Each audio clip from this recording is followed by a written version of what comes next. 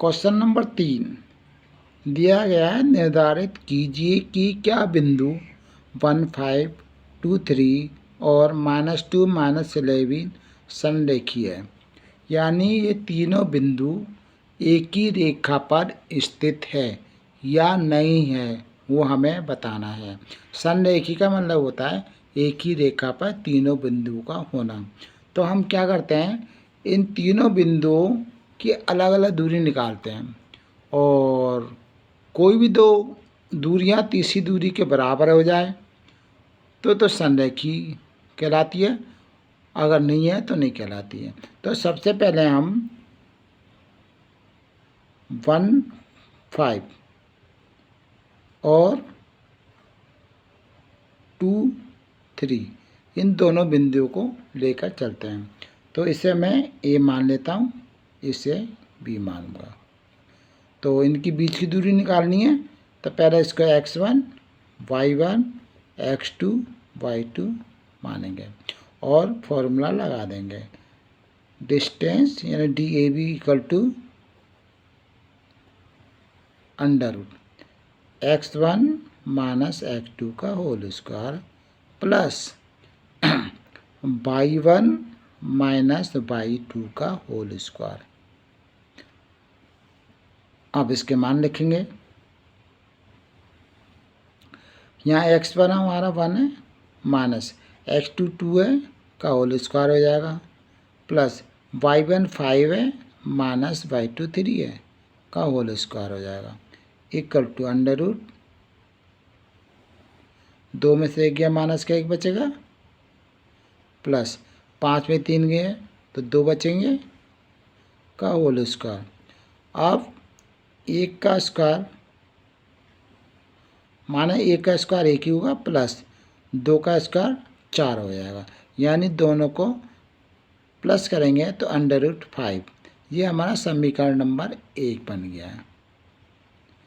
अब हम 2, 3 और -2, -11 को लेंगे, यानी 2, 3 जो कि पॉइंट मैंने बी माना था, और नेक्स्ट पॉइंट है -2, -11, इसे मैं मान लेता हूँ सी।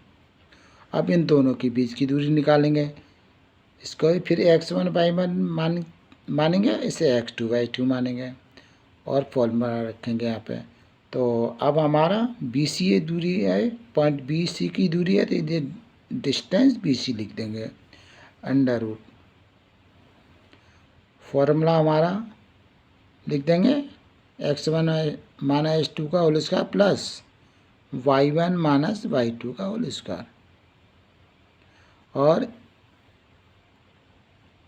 इनके मान को रख देते हैं। x1 ये जगह 2 है, माइनस x2 -2 है तो माना प्लस 2 का होल स्क्वायर हो जाएगा, प्लस y1 3 है, माइनस y2 -11 है तो माना प्लस 11 का होल स्क्वायर।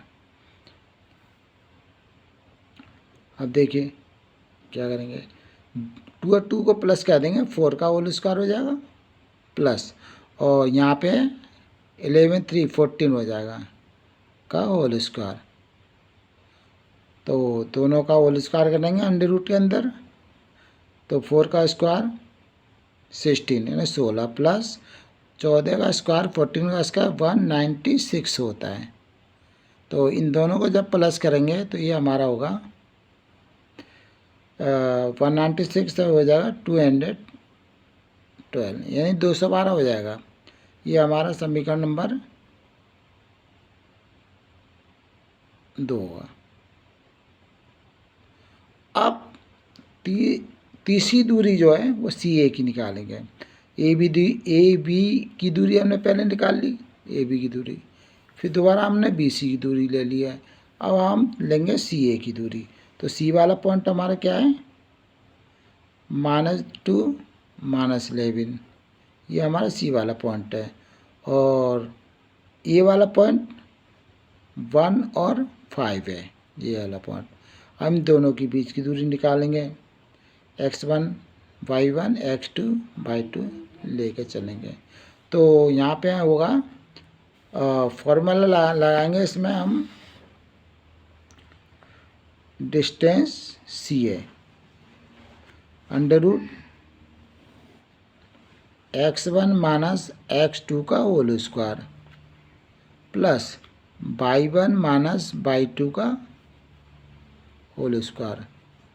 तो ये हमारा हो जाएगा x1 जो है हमारा -2 है, माइनस x2 1 है का होल स्क्वायर हो जाएगा प्लस y1 माइनस 11 है माइनस y2 5 है, इसका होल स्क्वायर हो जाएगा। अब जो है आगे सॉल्व करते हैं तो -2 -1 -3 का होल स्क्वायर हो जाएगा प्लस और ये हो जाएगा 11 माइनस के -5 माइनस के 16 का होल स्क्वायर। तो अब इसको सॉल्व करेंगे और आगे तो इक्वल टू अंडर रूट 3 का स्क्वायर हो जाएगा प्लस 16 का स्क्वायर हो जाएगा 256। तो 16 × 16 256, दोनों को प्लस कर देंगे तो 256 और 16 तो इतने हो जाएंगे 265। तो इसके फैक्टर बनाते हैं, देखते हैं 265 का फैक्टर बनाते हैं, जो है 265 का फैक्टर बनाते हैं। तो इसमें डिवाइड करेंगे पहले 5 का 5 25 बचा 1 5 3 15, यानी कहने का मतलब इसको ऐसे ही रहने देते हैं। ये हमारा समीकरण नंबर 3 हो जाएगा। तो इसमें अब हम क्या देख रहे हैं, समीकरण नंबर 1 में ये भी जो हमारा निकल के आया है वो √5 निकला है और BC जो निकल के आया है वो हमारा निकला है √212 और CA निकल के आया है वो हमारा √265।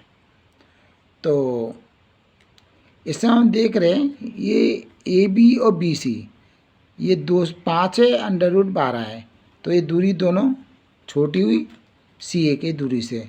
तो AB प्लस BC को जोड़ेंगे तो ये हमारा क्या होता है √5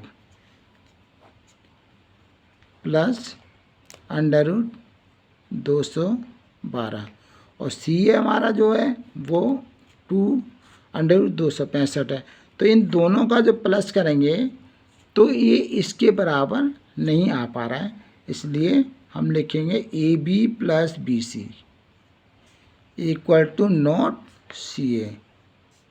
इसका मतलब ये हुआ कि जो तीनों बिंदु है वो समरेखी नहीं है। तो बिंदु जो A है 15, दूसरा बिंदु है 23 और जो तीसरा बिंदु है -2 और -11, ये संरेखी नहीं है।